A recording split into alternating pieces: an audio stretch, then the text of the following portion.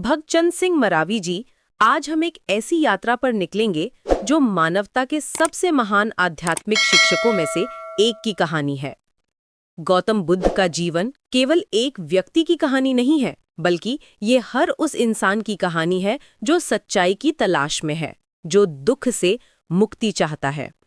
ये एक ऐसी कहानी है जो हमें दिखाती है कि कैसे एक इंसान अपनी सीमाओं से ऊपर उठकर पूर्ण ज्ञान तक पहुंच सकता है। लगभग 6ठी शताब्दी ईसा पूर्व में नेपाल के लुम्बिनी में एक राजकुमार का जन्म हुआ था। सिद्धार्थ गौतम नाम का ये राजकुमार महलों की दीवारों के भीतर एक सुरक्षित और विलासिता भरे जीवन में पला बढ़ा था। उसके पिता राजा शुद्धोधन ने यह सुनिश्चित किया था कि सिद्धार्थ को जीवन की कोई कठिनाई, बुढ़ापा, बीमारी या मृत्यु का सामना न करना पड़े। महल के बगीचों में रंग बिरंगे फूल खिलते थे, मधुर संगीत गूंजता था और हर तरफ खुशी का माहौल था। लेकिन इस सुंदर दुनिया के पीछे जीवन की असली सच्चाई छुपी हुई थी। लेकिन सच्चाई को छुपाया नहीं जा सकता। जब सिद्धार्थ ने पहली बार महल से बाहर कदम रखा तो उन्होंने देखा कि जीवन में दुख है। एक बूढ़े व्यक्ति को देखकर, जिसकी कमर झुकी हुई थी और चलने में कठिनाई हो रही थी, उनके मन में पहला सवाल उठा। फिर एक बीमार इंसान को देखकर जो दर्द से कराह रहा था, और अंत में एक मृत शरीर को देखकर जो बिल्कुल निष्क्रिय और शांत था। उनके मन में गहरे सवाल उठे। ये था वो क्षण जब एक राजकुमार के दिल में एक खोजी का जन्म हुआ। उन्होंने सोचा कि अगर यही जीवन की सच्चाई है तो फिर सच्ची खुशी कहाँ है। 29 साल की उम्र में सिद्धार्थ ने एक कठिन फैसला लिया। उन्होंने अपनी पत्नी यशोधरा, नवजात बेटे राहुल और राजसी जीवन को छोड़ दिया। ये था महान त्याग, जब एक राजकुमार ने सच्चाई की खोज के लिए सब कुछ छोड़ दिया। वे एक भिक्षु बन गए और आध्यात्मिक गुरुओं से शिक्षा लेने लगे। उन्होंने अलग अलग तपस्वियों से सीखा, विभिन्न ध्यान की पद्धतियों का अभ्यास किया। 6 साल तक सिद्धार्थ ने कठोर तपस्या की। उन्होंने अपने शरीर को इतना कमजोर कर लिया कि वे मृत्यु के करीब पहुंच गए।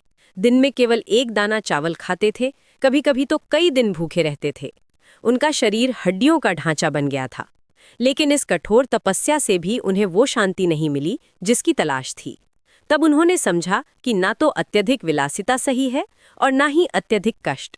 सच्चा रास्ता मध्यम मार्ग है। उन्होंने ग्रामीण कन्या सुजाता से खीर स्वीकार की और अपने शरीर को पुष्ट किया। फिर आया वो ऐतिहासिक दिन जब सिद्धार्थ बोधगया में एक पीपल के पेड़ के नीचे बैठे। ये पेड़ आज बोधि वृक्ष के नाम से जाना जाता है। उन्होंने संकल्प लिया कि जब तक सच्चाई का एहसास नहीं होगा तब तक वे उठेंगे नहीं। रात भर गहरे ध्यान में उन्होंने मारा के प्रलोभनों का सामना किया।